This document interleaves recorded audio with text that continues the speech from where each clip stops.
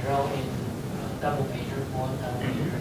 But I want to ask is how to balance the double major and more and more deeper study in math.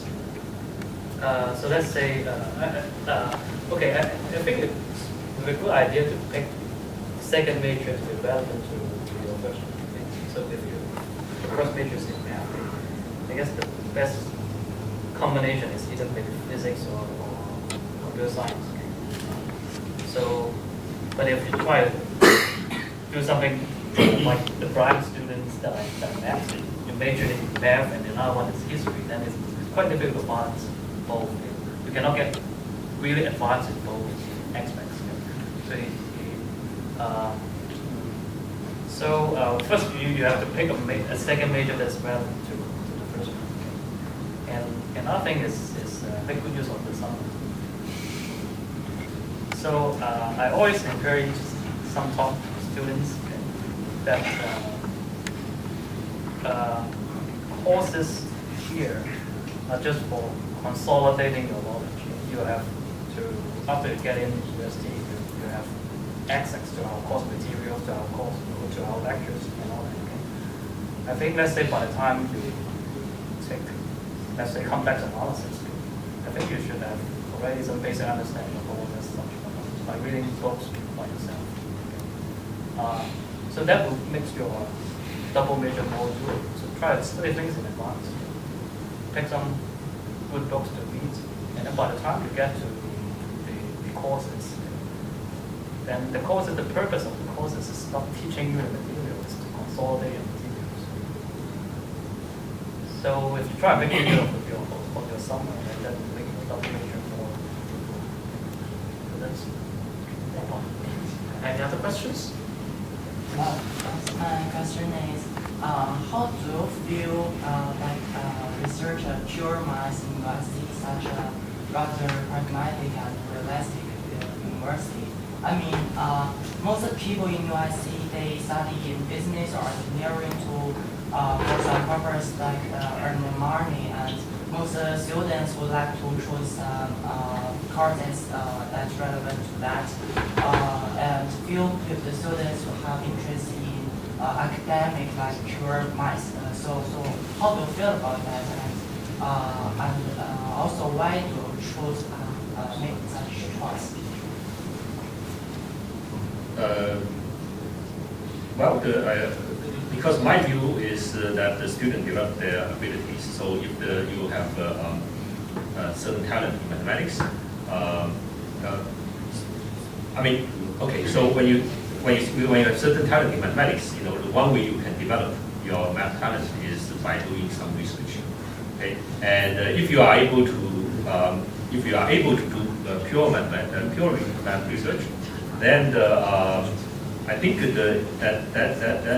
that means you have an even stronger talent, and so by doing that, that's sort of you have the potential, but now you need to realize your potential.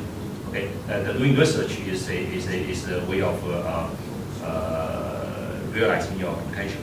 So of course, this potential it's hardly measurable. Like how is that really useful? Does that mean that you earn extra money or something? It doesn't. It's not that right. Okay. I mean, the simple word, it just makes you in layman's word, it would just makes you smarter. Okay. People, I mean, it's harder to measure that you are smarter than whether that would really translate to extra salary or something. It's harder to say. Okay. So it's just. Overall, just in this changing world, if you are more focused on the certain things that, if you only focused on things that are direct, immediately so-called useful, you may find that it's harder to adapt the change. Okay, and I think also doing research might also be the way to help you to do the self-study. Okay, I mean this process is actually sort of universal. it's a kind of things that you know there's a problem, but you don't know the answer. You try to find a way to solve the problem, and this process, although it's like the mind exercise, it seems to be like the useless because it doesn't solve the real life problems. But this process it's pretty parallel when you actually try to solve the real life problems. So for example, I'm quite involved in quite a bit of the administration type of job. So that I'm involved in recruiting students. I'm also the chairman of the scholarship committee and these kind of things. So these are lots of concrete, real life, the matters to worry about. And I often take the sort of mathematical approach. Whatever the issue I have, I immediately say, what's the most important thing about this? Okay, and then we try to find whatever way, and especially the simplest way, okay, to solve the problem. Okay, so so all these kind of my effectiveness in solving these kind of real life problems, it actually comes from the mathematical way of doing things. Okay, in mathematics, I always appreciate the simplest way, including something like when I write certain things, I try to, when I write a proof, I try to use the least word. Okay, if I have an answer to some exercise, I often feel that whether I can use fewer words. Okay, more direct. Okay, so because the fewer word you use, it means that whatever is left, you get closer to the essence of things. So this is also reflected in the way I solve the real life problem. Okay, if there's some real life problem, I try to use the most lazy, simple, direct way to solve it. Okay, so just give you a very simple example. When we interview in the School of Science, when we interview many of you, I interview some of you. Okay, officially the university has this very complicated form. Your communication skills, excellent, good, or average, and then your logic skill or whatever skill. Very complicated. Okay, actually, to be honest, at the end, none of this is irrelevant to admitting you guys. Okay, so it's just I have a very general impression, whether I like you or not. That's the only thing I have. So these kind of things cannot be quantified. You cannot say, but my impression of you is 80% the communication skill or 70% of the logical skill. This skill cannot be. It's subjective. Okay, so don't try too hard about this. So in the School of Science, our the instruction to the professors doing the interview is actually very simple. Okay, either A or B or nothing. Okay, A is best, B is you can be admitted, and then otherwise we don't consider it. Okay, it's just that. And then the instruction to our how do we fill out that form? We just tell the secretary, okay, if your rating is A, then you are all excellent. The logical skill, your statement, everything, we just satisfy whatever bureaucracy. Okay, so you see that at the end, what is the purpose of this interview? We try to identify the better students, and you don't quantify it. You don't do it by the bureaucracy. Okay, so whatever the approach, whatever the problem you have, you immediately think about the most important thing, most essential thing, and try to find the most direct way to solve it. Okay. So why I have this kind of idea? It's hard to say. This approach, this effectiveness, it's because you take some business course. Business tell you business strategy. Okay. Not because I took that kind of course. Actually, I have that kind of thing because what my father told me.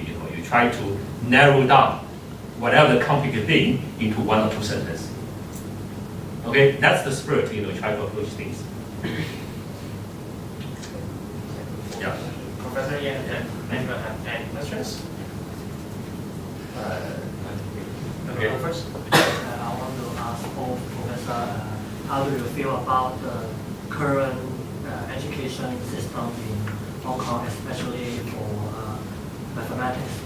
Because the way I see it is that now people can either choose to not take M1 or M2 at all, or even if they do that, it seems that the curriculum could not prepare us for the math. For 1 or 2.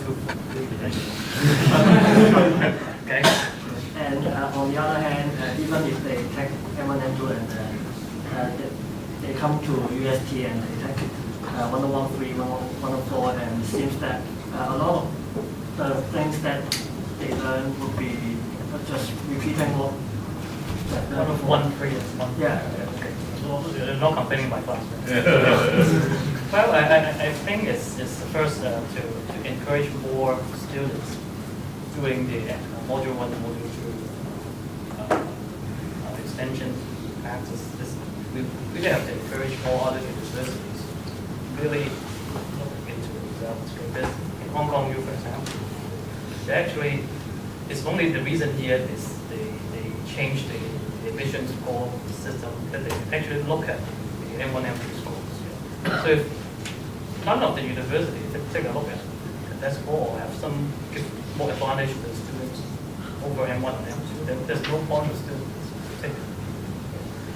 So I think UST is the first university to really recognize the M1 and M2 as the electives. Yeah, I think we will give extra weight. Later on, actually, engineering school first, and then later on the science school, they both qualify 1.5 to either M1 or M2. Actually, my opinion, maybe M2 may be qualified with a higher factor, just my opinion. Okay? But anyway, so I guess that's something the other universities should do as well. Because when they pick their electives, they're not just looking at UST, they're looking at all universities across Hong Kong. So if we are the only university, or maybe the Chinese school is the only university to actually give heavy weights to M1 and M2, then we cannot see any expectation the student will really seriously considering taking it. Well, concerning syllabus, I guess one suggestion is that they just use our old Hong Kong ALE pure math syllabus to directly just maybe remove 1 or 2 topics and then fit it into the 3-year curriculum. I think that would be fine enough for us for people to prepare for even 1 or 2 ranges. I guess recent year they just try to extract something from the old syllabus, removing those for conceptuals, and just keep something more mechanical stuff into the syllabus. That is, in my opinion, is the exhausting. And if people come in, they have a very bad concept about what calculus is about. So I happen to know one 101 students. So I asked him, okay, if I have a graph, okay, like this, okay, from 0 to 1, okay, and I give that the function, the area is equal to 2. It's all given. Okay. And then I asked him what's the integral of the function from 0 to 1. He doesn't know how to answer. It's because if I give the student the function, let's say psi of x, you know how to answer it, you know how to integrate it. That student doesn't even just have a clear conceptual understanding of what he's doing, what's those integrals and all, and what those integrations all about. Have very weak conceptual knowledge about those things. So that's something. I mean, it's in contrast to the old people that ask you. So I guess all the education bureau should just bring back the whole thing. And also the university should use to give a more heavy weight to M1 and M2. So that's my humble opinion. The last question, can you describe the session due to the time limit? Yeah, my question is quite simple and it's nothing about mathematics. I It's about my own interest about Professor Yan's personal interest because every time I went to Frederick's office to check my paper, Yeah. I heard that your office coming on Music. the classical music. Yeah. I think is it your own personal interest or how did you develop this? No, I mean just a personal interest. I suppose actually sometimes I have a sometimes I think that if my life repeats again, what else I can do? Okay, so I don't think I can do music. I'm not good at playing any instrument, anything like that. Okay, I mean for the music I'm more like a consumer. Not the. So of course, being a mathematician, then I enjoy especially the musical form. The sort of more abstract structural type of things. But that's just the interest. But if sometimes I feel that if I do, suppose I repeat again, I might be interested in the architecture, maybe. Okay. So whatever place I go, I tend to evaluate certain things by the usability. Okay. The harmony of the building, whether the rationality of the design. I mean, for example, for me, the most rational mathematical building in Hong Kong is the Bank of China Tower. Okay, so that one, I mean, then the other possible things I might do. I'm thinking of maybe like archaeology.